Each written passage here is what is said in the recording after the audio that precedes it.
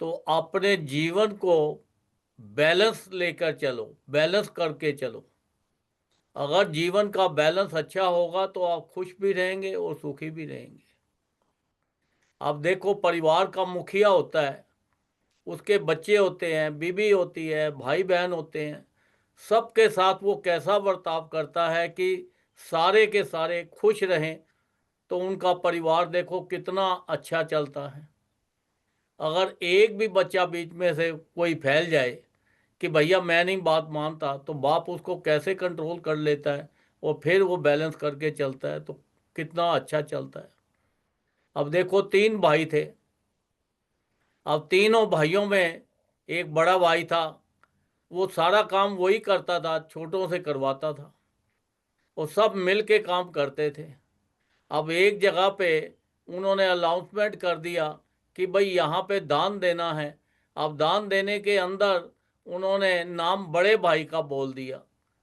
तो जब फिर उसने बड़े भाई ने क्या किया, कहता है कि ये दोबारा से नाम लो, इसके अंदर गलती हो गई है, क्योंकि ये खाली मैंने नहीं दिया, मेरे भाई जो हैं उनका नाम भी लो, तीनों का नाम लो, क्योंकि हमारी ये जो भी संपत्ति है, हम तीनों इसके पूरे हकदार हैं।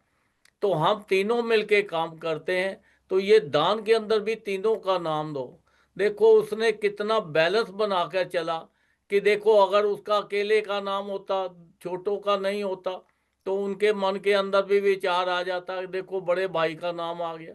उसने ऐसा सतलुज बनाया, संतुलन बनाया, अपना ऐसा बैलेंस बनाया कि देखो सारे भाई खुश हो गए। अब संत महापुरुष यही फरमाते हैं कि देखो, बैलेंस ही तुम्हारी लाइफ है। क्योंकि देखो, हम अपने जीवन में काम करते हैं। आप 20-25 साल की उम्र से आपने बिजनेस किया, 40-50 साल बिजनेस किया, आपने 5 लाख रुपए से शुरू किया, तो आपने 1 करोड़ बना दिया। तो आप क्या सोचते हो, हर साल की आप अपनी वो बैलेंस शीट देखते हो कि कितना मेरा फायदा हुआ, कितना नुकसान हुआ। तो हम ये तो सोच लेते हैं कि संसारिक धन तो हमने 5 लाख से शुरू किया तो 1 करोड़ बना दिया, पर वो 1 करोड़ हमें अपने साथ तो लेके नहीं जाना, वो तो यहीं का यहीं रह जाएगा। तो हमने अपने लिए क्या किया। संत महापुरुष कहते हैं कि संसारिक धन तो आपने बहुत इकट्ठा कर लिया, पर आपने अपने लिए क्या किया। अपने लिए भी करना है, क्योंकि जो धन हमें संसार के लिए इकट्ठा करके तो यहीं छोड़ गए, तो अपने लिए जब करेंगे तो वही हमारे काम आएगा। अब देखो, राजा था। अब राजा ने देखा कि एक गरीब आदमी है, बहुत खुशी है। उसे बोला, भाई क्या कमाता है, क्या खाता है, इतना खुश क्यों है। वो कहता है, जी मैं 1 रुपया कमाता हूँ, और 1 रुपये में से 4 आने जो है मैं खर्च कर देता हूँ, कर्जा चुकाता हूँ, और 4 आने जो हैं वो मैं अपना कर्जा देता हूँ। 4 आने से कर्जा चुकाता हूँ, 4 आने में कर्जा देता हूँ, 4 आने में अपने ऊपर खर्च करता हूँ, और 4 आने मैं अपने आने वाले जीवन के लिए रखता हूँ, ताकि मेरा खुशहाल जीवन रहे। उन्होंने पूछा, भाई बड़े खुश हो, बड़ा बैलेंस बना के रखा है।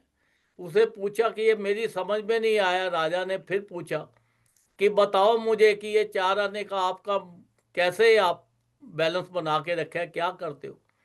कहता है, 4 आने जो हैं मैं अपने माँ बाप के ऊपर खर्च करता हूँ, क्योंकि जो मैंने कर्जा, उनका बहुत बहुत कर्जदार हूँ मैं, कि उन्होंने मुझे संसार के अंदर जीवन दिया, मेरा पालन पोषण किया, मुझे इस ओहदे तक पहुँचाया, और मेरे लिए देखो कितना कुछ किया। तो 4 आने तो मैं उनका कर्जा देता हूँ। 4 आने जो हैं मैं अपने बच्चों पे खर्च करता हूँ, वो मैं कर्ज देता हूँ, ताकि वो उनका भविष्य अच्छा बन सके, ताकि वो भी अपनी लाइफ के अंदर कुछ बन सके।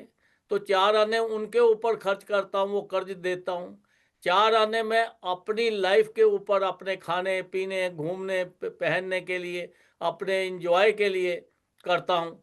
तो 4 आने जो हैं वो मैं दान पुण्य करता हूँ, अच्छे काम करता हूँ, किसी की सेवा करता हूँ, संत महापुरुषों की सेवा करता हूँ, कहीं लंगर लगवाता हूँ, कहीं कुछ करता हूँ, वो मेरे भविष्य का है। तो देखो, हमें अपने लाइफ को बैलेंस करके चलना है।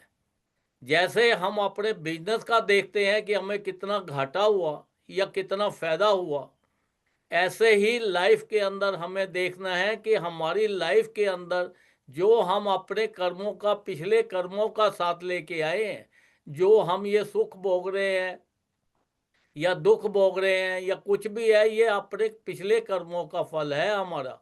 तो इस जन्म में क्या कर रहे हैं, तो इस जन्म के अंदर हमें जो पाप करते हैं, तो इसका मतलब कि हमारे ऊपर कर्जा चढ़ रहा है, और कर्जा चढ़ रहा है और हम कर्जा ले रहे हैं। दो चीजें हैं, खर्चा कर रहे हैं और कर्जा ले रहे हैं, हमारे ऊपर भार बढ़ रहा है। अगर हम पुण्य करते हैं तो ये मत सोचो कि वो हमें फायदा है, नहीं, वो हम अपना जो पुण्य है वो अपने बैलेंस को तरीके में रख रहे हैं। जो हम दान पुण्य करते हैं और अच्छे काम करते हैं, इससे हम अपना जीवन के लिए आगे का बनाते हैं। संत महापुरुषों ने जो हमें इतना नाम दिया हुआ है, वो कहते हैं नाम जपो, सबके लिए अच्छा करो और सबके लिए अच्छा सोचो, किसी से द्वेष मत रखो, किसी के साथ वैर विरोध गाली निंदा चुगली कुछ मत करो।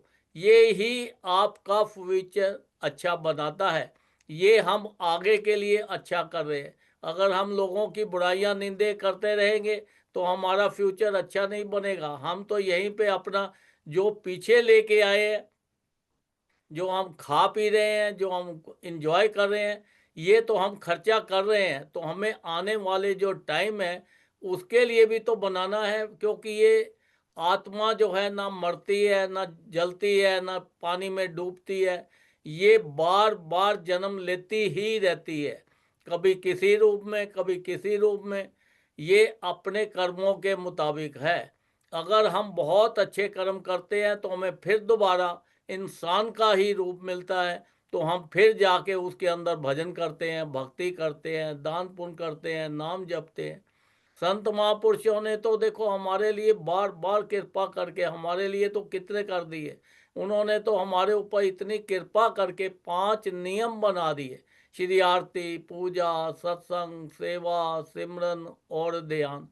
जो श्रद्धा सहित करे निश्चय हो कल्याण। वो कहते हैं जिस परिवार के अंदर ये 5 नियमों का भी पालन हो जाएगा, तो नाम जपेंगे तो उसका भी कल्याण हो जाएगा। संत महापुरुष तो बार बार फरमाते हैं 24 घंटे में 2 घंटे जो है हर इंसान को भजन करना चाहिए। चाहे 2 घंटे कंटिन्यूज नहीं कर सकते तो एक एक घंटा करके करो, एक एक घंटा करके नहीं कर सकते तो आधा आधा घंटा करके करो। अगर शरीर तंदुरुस्त नहीं है, लेट के करो, बैठ के करो, चलते फिरते करो। भजन के ऊपर बार बार जोर दे रहे हैं, क्योंकि भजन करेंगे तो हमारा फ्यूचर अच्छा होगा, हमारा लोक का भी धन बढ़ेगा और हमारा परलोक का भी धन बढ़ेगा। संसार के अंदर संत महापुरुष तो हमारे ऊपर कृपा करते ही जा रहे हैं, पर हमारी ड्यूटी बनती है कि हम उनके नियमों का पालन करें, उनके हुक्म में चलें, उनके बनाए हुए नियमों का पालन करके अपने जीवन का पूरा पूरा लाभ लें।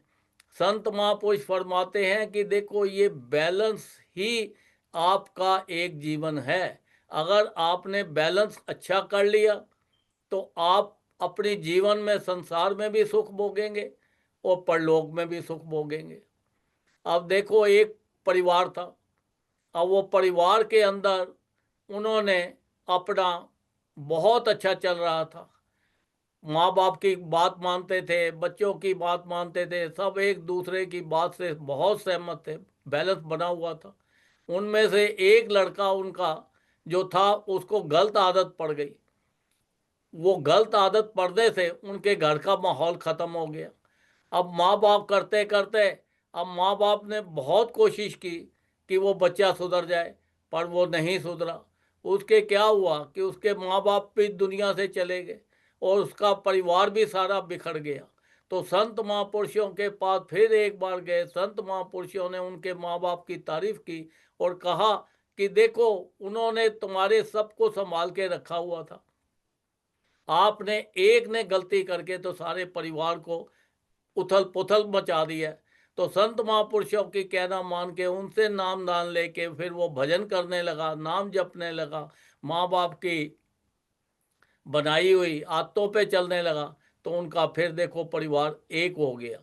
तो ये तो संसार है। ये संसार के अंदर जिसने बैलेंस बना के चल लिया उसको तो सुख भी मिलता है और खुशियां भी मिलती हैं। तो जिसने बैलेंस नहीं बनाया तो उसका तो आप सोच लो कि क्या हाल होता है। अब संसार है, ये संसार के अंदर संत महापुरुष बढ़ते हैं कि हमेशा, आपने पहाड़े तो सबने सुने होंगे, पढ़े होंगे। संत महापुरुष कहते हैं कि 9 का पहाड़ा याद रखो, 8 का पहाड़ा याद मत रखो। क्योंकि 9 का मतलब क्या होता है? 9 एकम 9, 9 होता है, 9 दूनी 18, 8 और 1 9, 9 हो गया। 9 दिया 27, 7 और 2 9, 9 चौक 36, 3 और 6 9, 9 5 45। ऐसे करते करते इसका भाड़ा जो है वो 9 का 9 ही रहता है कि अपने जीवन में बैलेंस बना के रखोगे तो 9 ही रहोगे।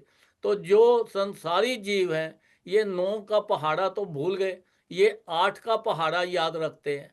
8 एकम 8, 8 दूनी 16, एक कम हो गया, 6 और 1 7, एक कम हो गया। 8 तिया 24, 4 और 2 6, एक और कम हो गया, 2 कम हो गए। 8 8 चौका 32, 32 का मतलब 5 रह गए, 3 और 2 5, 8 8 5 45, 5 और 4 कितने हो गए? 9 हो गए। 4 और मतलब कि ऐसे करते करते आप एक एक साल करके आपका जो है वो सारा खत्म हो जाता है। आप 8 के पहाड़े को आप पूरा बोलो, क्योंकि यहाँ समय कम है तो इसलिए पूरा तो नहीं हो सकता। आपको समझाया है कि 8 का पहाड़ा याद नहीं करना, 9 का याद रखना है, क्योंकि यही आपका जीवन का मकसद है। क्योंकि 8 के पहाड़े को आप पढ़ के उसको जो जमा करके आप देखते जाओ, एक एक एक एक करके वो कम ही होता चला जा रहा है। तो जो हमारा हमने एसेट है हम अपना लाए हैं, जो पिछले जन्मों का एसेट हम बोलते हैं, जो हमारे कर्मों का है, जिससे हम सुख भी भोग रहे हैं, दुख भी भोग रहे हैं, तो हमारा वो सारा खत्म हो जाएगा अगर 8 का पहाड़ा पड़ा तो। अगर 9 का पहाड़ा पड़ा तो हमारा खत्म भी नहीं होगा और आगे भी बनता जाएगा। संत महापुरुष तो बार बार हमें हमारे ऊपर कृपा करके कहते हैं कि देखो, जीवन में आए हो, ये जीवन बड़ी मुश्किल से आपको मिला है। ये हर वक्त हर इंसान को ये जीवन नहीं मिलता, ये बड़ी मुश्किल से मिला है और थोड़े से समय के लिए मिला है। इसका पूरा पूरा लाभ लाओ। इसका जो है अपना ज़्यादा से ज़्यादा भजन करो, सबकी सेवा करो, दान पुण्य करो, अपनी लाइफ के अंदर अच्छे काम करो, ताकि आपके आने वाला समय भी जो है वो अच्छा मिले, ताकि आपका लोक भी सुखी हो और परलोक भी सुखी हो। संत महापुरुषों के अगर हम हुक्म में चलेंगे, उनके बनाए हुए नियमों का पालन करेंगे, तो हमारा देखो लोक भी सुखी हो जाएगा और परलोक भी सुखी हो जाएगा। हमें अपने जीवन में बैलेंस बना के चलना है। सबके साथ, किसी के साथ भी नफरत नहीं करनी, किसी की निंदा नहीं करनी, किसी की बुराई नहीं करनी, सबके साथ बैलेंस बना के चलना है, ताकि हमारा लोक और परलोक दोनों सुखी रहे। बोलो जयकारा, बोल मेरे श्री गुरु महाराज की जय।